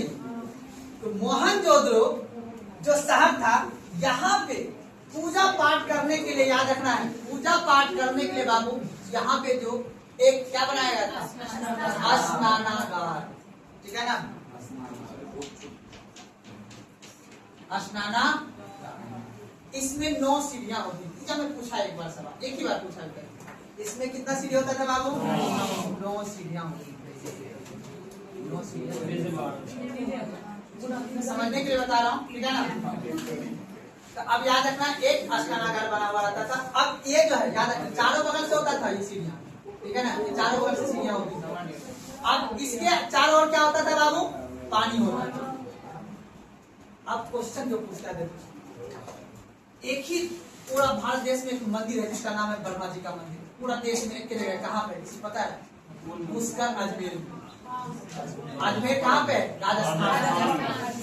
राजस्थान में एक झील है, उसका नाम है पुष्कर का झील। और पुष्कर जी कहा जाता है कि उसके अंतर्गत ब्रह्मा जी बहुत ऊपर बैठे हुए हैं, है ना? अब ब्रह्मा जी का पूजा पता है ना, उनको कौन श्राप दिए? दुर्गा माँ श्राप दिए थे उनको, जो भी श्राप दिए उनको। तो कहा जाता है, ध्यान से सुनना, कि पुष्कर का झील जो है ना, मोहनजोदड़ो के स्नानागार से ही क्या है, वो प्रेरित है। वहां पे भी क्या है ना, कि चारों ओर जो है, देखो ध्यान से, चारों ओर क्या है? पानी है, और चारों ओर से वो घेर के बनाया गया है, ताकि आराम से आदमी अपना स्नान करके फिर पूजा पाठ कर पाए। अब बताओ, हड़प्पा सभ्यता में स्नानागार क्यों नहीं? यहाँ पे क्यों? क्योंकि ये मरुस्थलीय भूमि है। जैसे अपने राजस्थान में जो पुष्कर का झील बना हुआ है ना, क्यों बना हुआ है? क्योंकि वो पहाड़ी क्षेत्र मरुस्थलीय भूमि में है। वो यहाँ पे आपको आपको अष्टानागार नहीं दिखेगा, क्योंकि यहाँ पे हमेशा पानी है, हर जगह पानी है, पानी है। अब तुम नोटिस करो, जहां जहां मुस्लिम समुदाय बस क्या होगा, वहां पे एगो क्या होगा, पोखर होगा, उसमें पालता होगा हंस, बत्तख। देखते हो, इसी समाज में ये भी चीज होता है। बात नहीं करना, क्योंकि ध्यान से ना, वो लोग जब पूजा पाठ करने जाते हैं मस्जिदों में, तो उनका कहना है कि आप लोग जो मतलब पैर हाथ धोगे, तो वो आप रुके हुए जो पानी रहेगा, जो तालाब, जो स्नानागार रहेगा, वो आपका इसी टाइप का रहेगा। अब बताओ, स्नानागार बनाने का पीछे कारण क्या था, कि पानी अवेलेबल नहीं है, इसलिए उससे पानी थोड़ा सा ही उससे यूज करके अपना चले जाना, पूजा पाठ करने लगे। क्योंकि इस्लाम धर्म कहाँ से आया है, जहाँ पानी नहीं है, अरब से, है ना। तो अब मेरी बात को ध्यान सुनना। अब बता, अरब वाले ने मोहम्मद तो पहले से है, तो अब ये वाला क्षेत्र कौन सा, भूगोल इसको क्या दिया है, यहाँ पे कौन सा क्षेत्र दिया है, मरुस्थलीय भूमि, इसको पानी की आवश्यकता है। तो इसलिए पानी का बचाव के लिए यहाँ पे किसका निर्माण किया था, अष्टानागार। अब उसी अष्टानागार में नहा के धार्मिक पूजा करते थे, और धार्मिक पूजा करके ही वहां पे देवी देवताओं का मनाया जाता था। मेरी बात समझ में आ रही है ना। उसके बाद आपको नहीं दिखेगा, थोड़ा सा कालीबंगा में है अष्टानागार। कालीबंगा पता है कहाँ पे है, राजस्थान। राजस्थान में क्यों बनाया गया वो अष्टानागार, वहाँ पे मरुस्थलीय भूमि। गुजरात में क्यों नहीं बनाया गया अष्टानागार, क्यों मरुस्थलीय भूमि। तो ध्यान समझना बाबू, मैं इसलिए बता रहा हूँ, याद रहे आपको, समझ आ गया बात को। तो अब आपको एक टॉपिक इसी नीचे, बृहद अष्टानागार। अभी टाइम लिखिए अष्टानागार, लिखिए अष्टानागार, लिखिएगा अष्टानागार, आधा 100 आधा 9 अष्टानागार, लिखिएगा, लिखिएगा, लिखिएगा। यह बात नहीं, यह धार्मिक उद्देश्य के लिए, यह धार्मिक उद्देश्य के लिए, यह धार्मिक उद्देश्य के लिए स्नान हेतु, यह धार्मिक उद्देश्य के लिए स्नान हेतु निर्मित किया गया था। यह धार्मिक उद्देश्य के लिए स्नान हेतु निर्मित किया गया था, जो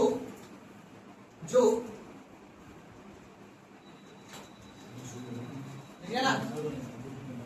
अब ये बच्चा मोटा वाला डायग्राम बना लीजिए, ऐसा वाला, और इसमें पानी भर दीजिए, ऐसे ऐसे करके थोड़ा सा। आप एग्जाम में पूछता है, अब ये जो है, ये लंबाई कितना है बाबू इसका, 39 फीट। लंबाई कितना है बाबू, 39 फीट, और चौड़ाई इसका कितना है बाबू, 27 फीट। छोटा सा बना लीजिएगा, बस इतना ही। जो यानी कि ना, डायग्राम बना लिए ना, बना लीजिए, बनाइए जल्दी इसको, ठीक है ना। जो ठीक है ना, 27 फीट चौड़ा, हम थोड़ा उतारना, जो 27 फीट चौड़ा एवं 39 फीट लंबा था।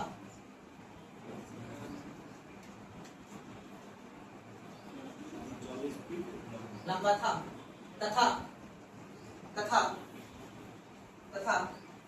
8 फीट गहरा था।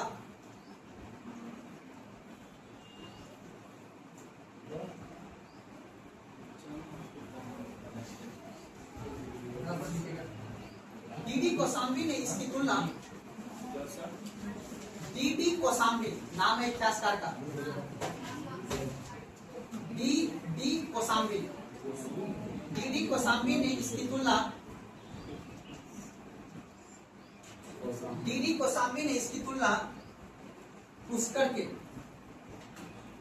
डीडी कोसाम्बी ने इसकी तुलना पुष्कर के कांवर ताल झील से की है।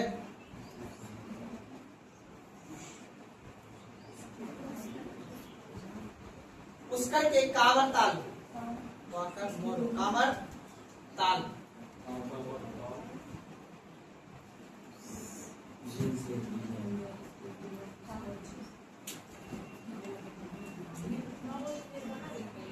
क्या बोले लिखे ना, उसका दाना पर लिखेगा।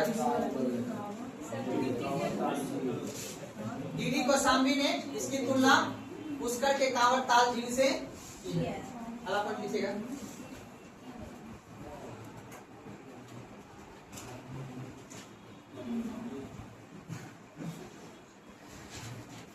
यह विशाल अष्टांगार में यह विशाल अष्टांगार में 9 सीढ़ियां बनी थी। यह विशाल अष्टांगार में 9 सीढ़ियां बनी थी।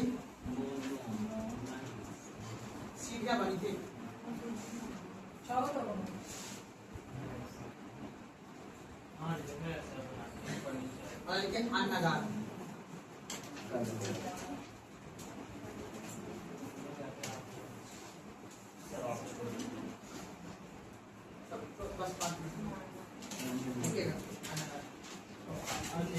यह मोहनजोदड़ो की सबसे बड़ी इमारत थी। अन्नगार में लिखेगा अन्नगार। यह मोहनजोदड़ो की सबसे बड़ी विशाल इमारत थी जो 45 मीटर लंबा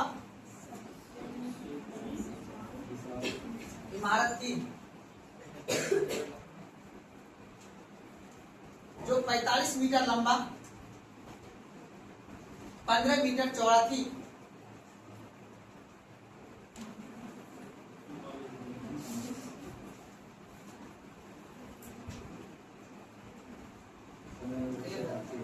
नोट लगाइए।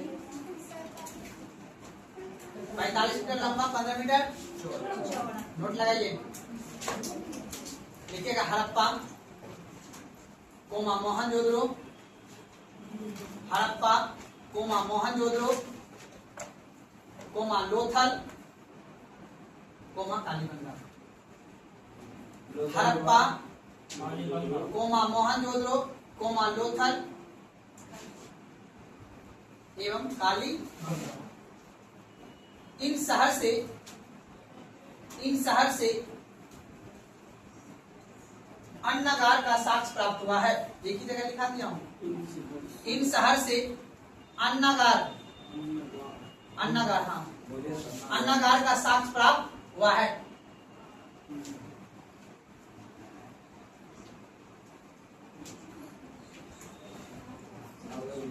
आप लिखेगा मोहनजोदड़ो की सड़क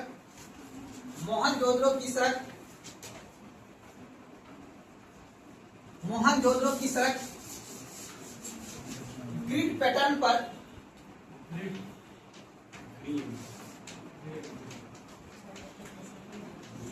मोहनजोदड़ो की सड़कें या सड़क ग्रिड पैटर्न पर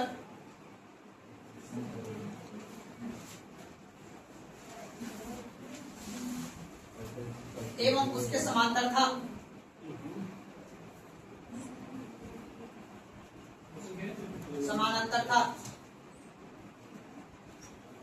उसके समानांतर था।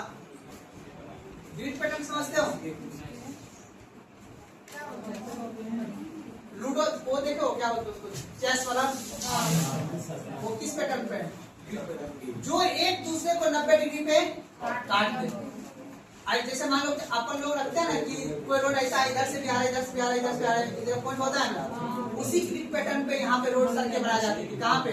मोहनजोदड़ो। अगर कौन लिखेगा?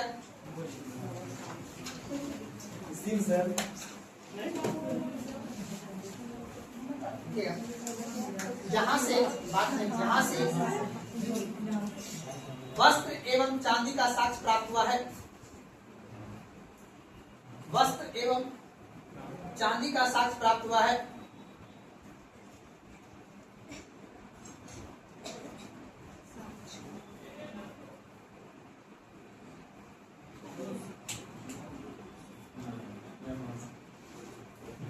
लिखेगा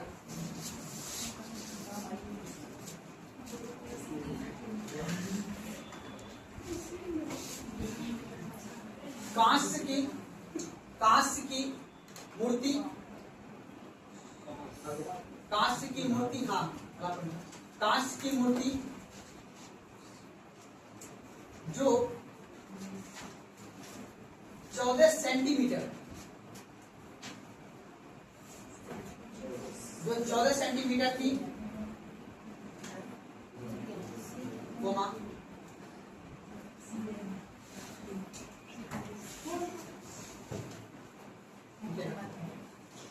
पुजारी की मूर्ति,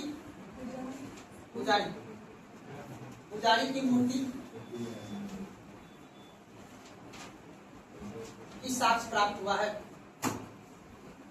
की साक्ष्य प्राप्त हुआ है।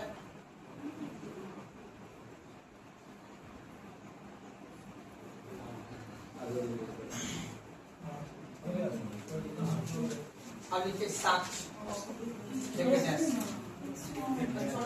साक्ष्य देखिए फटाफट लिखिएगा, लिखिएगा पशुपतिनाथ की मूर्ति, पशुपतिनाथ की मूर्ति, पशुपतिनाथ की मूर्ति, कोमा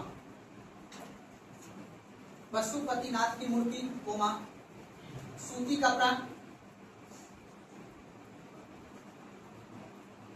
कोमा ऊंट की हड्डी, पता नहीं क्यों, क्योंकि रेगिस्तान है। पशुपतिनाथ की मूर्ति, कोमा सूती कपड़ा, सूती कपड़ा क्यों, ऊनी कपड़ा क्यों नहीं है यहाँ? ऊनी कपड़ा प्राप्त यहाँ से होगा, मांडा से होता है। हड़प्पा सभ्यता के एकमात्र ऐसा शहर है जहाँ से ऊनी कपड़ा का प्राप्त हो रहा है, हड़प्पा और मांडा से। ठीक है, जहाँ जहाँ ठंडा क्षेत्र होगा उस क्षेत्र में सूती कपड़ा। और क्या लिखे जी? ऊँट की हड्डी। इसके बाद लिखेगा हाँ उसका लिखेगा पशु बलि,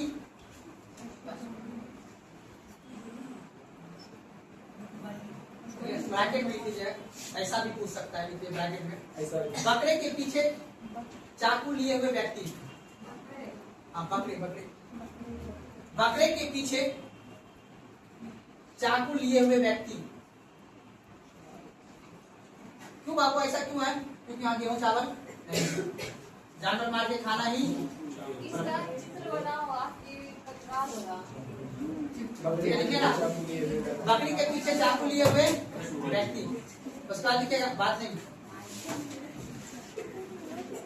उसका लिखेगा उसी में सार्वधिक कुएं की प्राप्ति, सार्वधिक कुएं की प्राप्ति,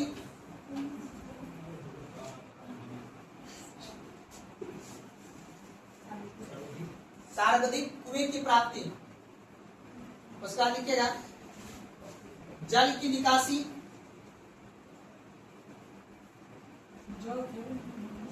जल की निकासी,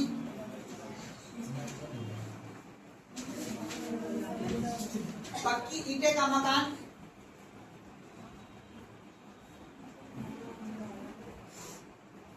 बस समुद्रों देखिए पक्के ईंटे का मकान, बस ये सर 15 मिनट। जी सर 15 मिनट है।